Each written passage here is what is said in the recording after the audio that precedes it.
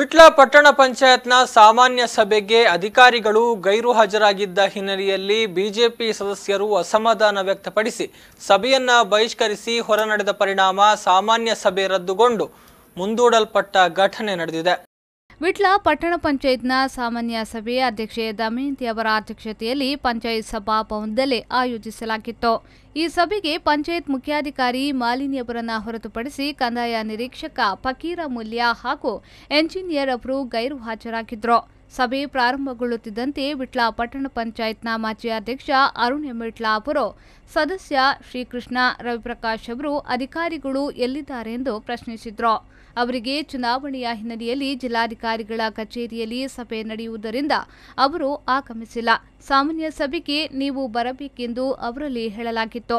ಈ ಬಗ್ಗೆ ನಾವು ದೂರವಾಣಿ ಕರೆ ಕೂಡ ಮಾಡಲಾಗಿದೆ ಎಂದು ಅಧ್ಯಕ್ಷೆ ದಮಯಂತಿ ತಿಳಿಸಿದ್ರು. ಇದರಿಂದ ಆಕ್ರೋಶ ವ್ಯಕ್ತಪಡಿಸಿದ ಬಿಜೆಪಿ ಸದಸ್ಯರು ಅಧಿಕಾರಿಗಳು ಇಲ್ಲದಿದ್ರೆ ಸಭೆ ನಡೆಸುವುದು ಹೇಗೆ, ಸಮಸ್ಯೆಗಳ ಬಗ್ಗೆ ಯಾರಲ್ಲಿ ಹೇಳುವುದು, ಅವರು ಬಂದ ಬಳಿಕವೇ ಸಭೆ ನಡೆಸಿ ಎಂದು ಆಗ್ರಹಿಸಿದ್ರು. ಮೀಟಿಂಗ್ ಆಗಿದೆ ಅತ್ಯಂತ ಅವಶ್ಯಕ. ಇಂಜಿನಿಯರ್ ಬರಲಿ 2 ವಾರ ಆಯಿತು ವಿಟ್ಲ ಪಟ್ಟಣ ಪಂಚಾಯತಿಗೆ ಒಂದೊಂದು ಕೆಲಸ ನಡೀತಿಲ್ಲ. ಎಲೆಕ್ಷನ್ ಡ್ಯೂಟಿ ಓಕೆ, 2 ವಾರದಲ್ಲಿ ಎಲೆಕ್ಷನ್ ಡ್ಯೂಟಿ, 2 ವಾರ ಬೇರೆ ಆಫೀಸರ್ಗಳಿಗೆ ಎಲೆಕ್ಷನ್ ಡ್ಯೂಟಿ ಇಲ್ಲ. ಕಳೆದ ಅವಧಿಯಲ್ಲಿ ಎಂಜಿನಿಯರ್ ಹಾಗೂ ಕಂದಾಯ ಅಧಿಕಾರಿಗಳು ಇಲ್ಲದೆ ಒಂದೇ ಒಂದು ಸಭೆ ಕರೆದಿರಲಿಲ್ಲ. ಈ ಬಾರಿ ಅವರು ಗೈರು ಹಾಜರಾಗಿದ್ರೂ ಕೂಡ ಸಭೆ ಕರೆಯಲಾಗಿದೆ. ಅಧಿಕಾರಿಗಳು ಕಚೇರಿಯಲ್ಲಿ ನಮಗೆ ಮಾತನಾಡಲು ಅವರು ಸಿಗುತ್ತಿಲ್ಲ, ಸಭೆಯಲ್ಲಾದರೂ ಸಿಗಲಿ ಎಂಬುದು ನಮ್ಮ ಬೇಡಿಕೆಯಾಗಿದೆ.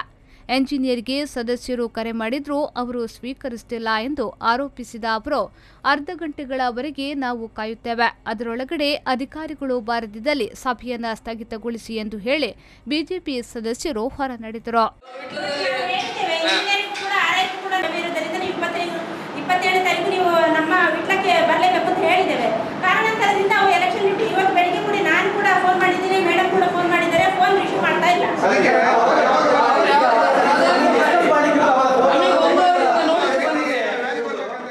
ಸಭೆ ನಡೆಸಲು ಕೋರಂ ಸಮಸ್ಯೆ ಎದುರಾಗಿದೆ. ಈ ಬಗ್ಗೆ ಅಧ್ಯಕ್ಷರು ಹಾಗೂ ಮುಖ್ಯಾಧಿಕಾರಿಗಳು ಅಧಿಕಾರಿಗಳಿಗೆ ಕರೆ ಮಾಡಿ ಮಾತುಕತೆ ನಡೆಸಿದ್ರು.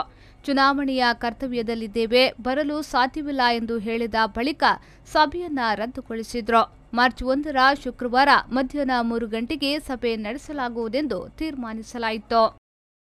ಮೊಹಮ್ಮದ್ ಅಲಿ, ವಿ4 ನ್ಯೂಸ್ 24/7 ವಿಟ್ಲ.